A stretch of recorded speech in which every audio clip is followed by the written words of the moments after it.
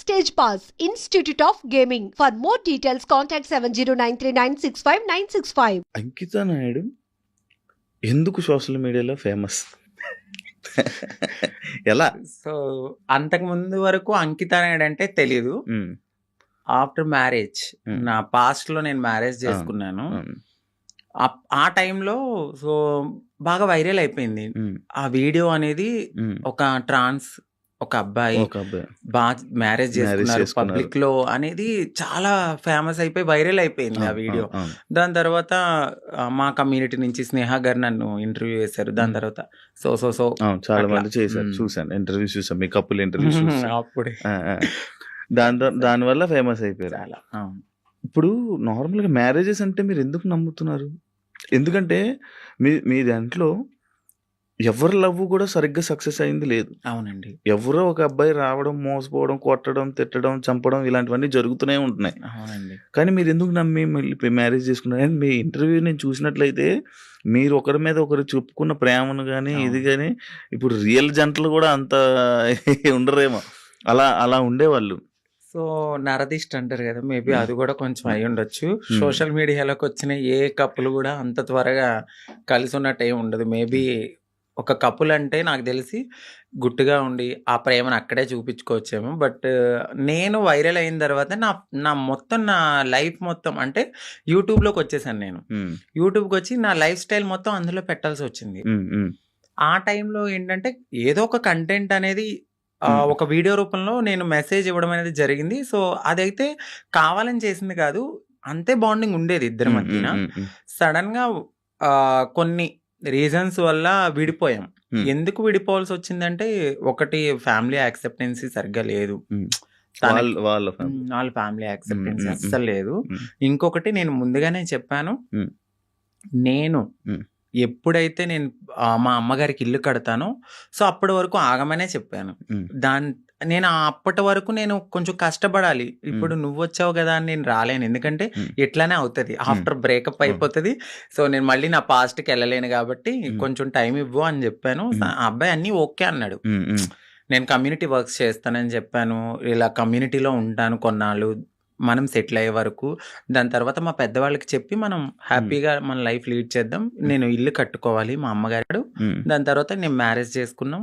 ఒక 1.5 year బాగానే ఉన్నాం.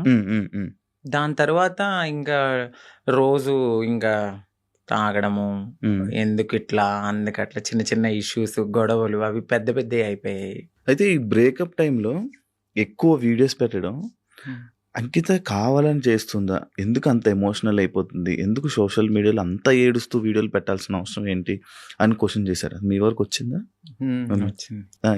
ఏమన్నా మీ సమాధానం? సో ఎందుకంటే అది నా మనసుకు తగిలింది. నేను సోషల్ మీడియాకు కూడా వచ్చేదాన్ని కాదు, చెప్పేదాన్ని కూడా కాదు.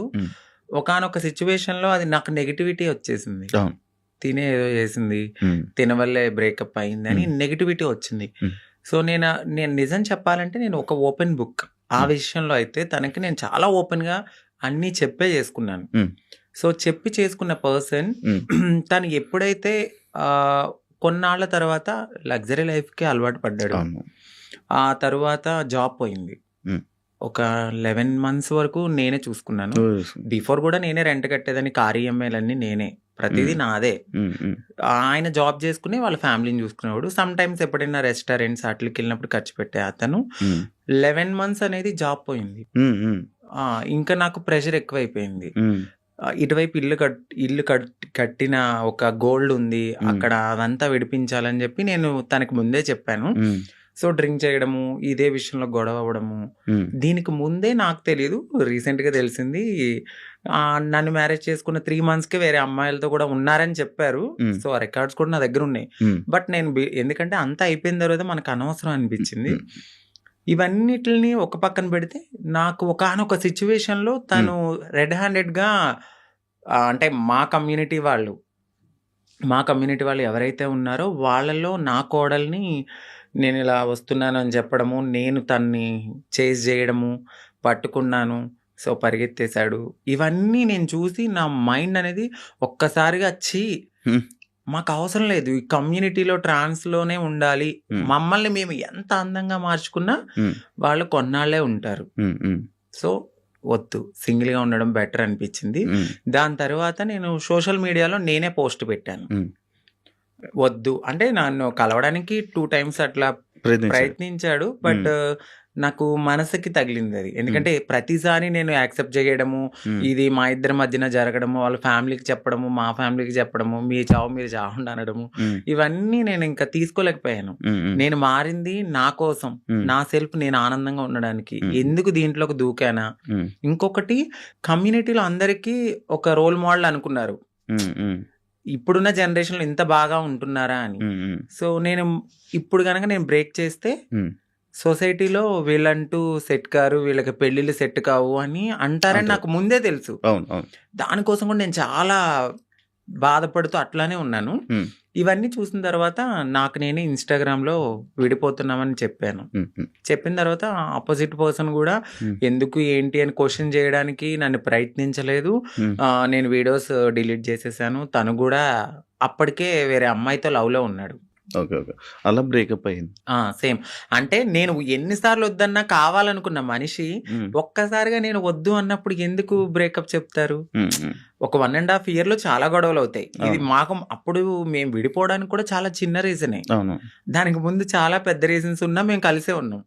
అప్పుడు కలవాలి అని ఒక పర్సన్ మన ముందు బతిమలాలని మనిషి ఒక్కసారిగా ఎందుకు వదిలేసుకున్నాడు? బ్రేకప్ అంటే వదిలేసాడు. దానికి తనకి ఎక్కడో కనెక్ట్ అయ్యాడు, ఇక్కడ వదిలించుకోవాలనుకున్నారు.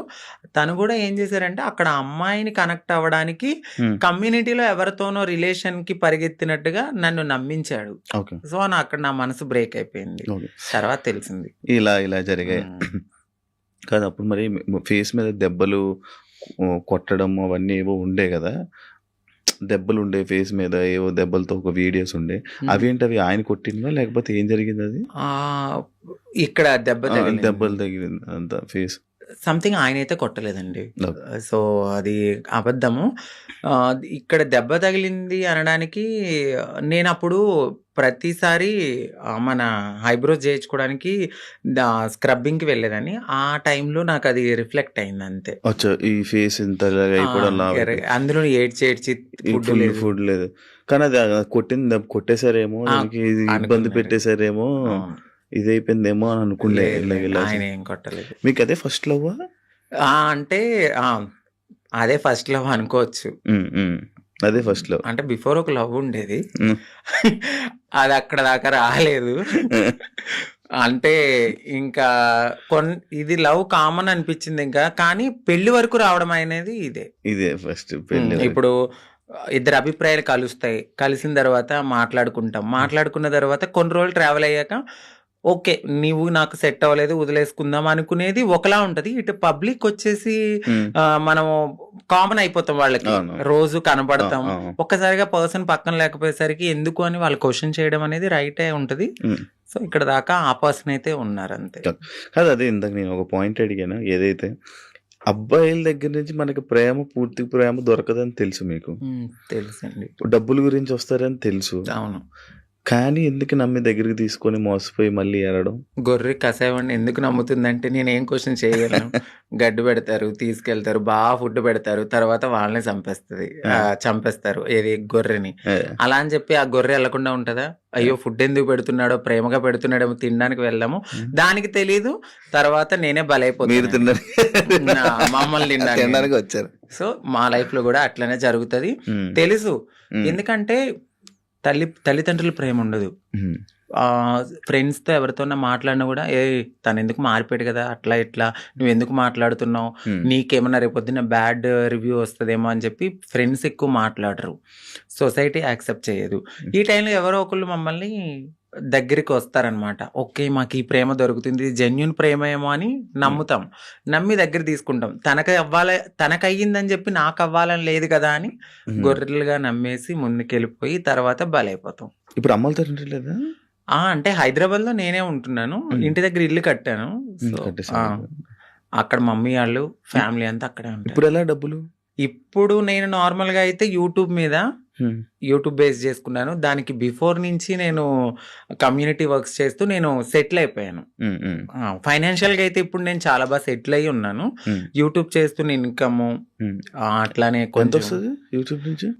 ఇప్పుడైతే 1.2 అట్లా యూట్యూబ్ వస్తుంది. నుంచి బిఫోర్ ఇంకా ఎక్కువ వచ్చేది. ప్రమోషన్స్ అవన్నీ ప్రమోషన్స్ చెయ్యట్లేదండి నేను. ప్రమోషన్ నార్మల్ ప్రమోషన్స్ అమ్మాయిలకు సంబంధించిన బిఫోర్ చేశాను, అసలు చెయ్యట్లేదు నేను. Promotions. నేను నో పెయిడ్ ప్రమోషన్స్ అని కూడా పెట్టాను. అవును చూసాను నేను. ఆ, ప్రమోషన్స్ చేయరు, ఆ, ఓన్లీ యూట్యూబ్ నుంచి 1.5 lakh 1.2 lakh. 1.2 ఒక 2 months నుంచి అయితే మాత్రం నేను సరిగ్గా ఈ వీడియోస్ చేయట్లేదు. 12,000 13,000 అట్లనే వస్తున్నాయి, అంటే ఒక 3 months నుంచి. ఓకే, దాని బిఫోర్ నేను బాగా చేసేదాన్ని. అవును. 1.2 మ్యాక్స్ అది 1.5 మధ్యలో. ఇప్పుడు రెవెన్యూ ఇంకేం లేదు. And for more videos, Please subscribe to iDream. Please subscribe to iDream. Please subscribe iDream. And please subscribe to iDream. For more videos, subscribe to iDream. please like, share, and subscribe to the channel. Congratulations, iDream. Subscribe to iDream. Subscribe to iDream.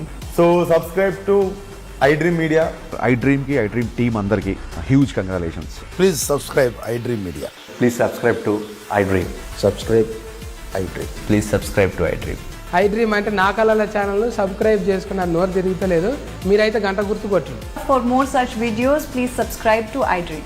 Subscribe to iDream. Please subscribe to iDream. Please subscribe iDream Media. Please do subscribe to iDream. Please subscribe to iDream Media. For best entertainment and information, please subscribe iDream. And don't forget to subscribe to iDream.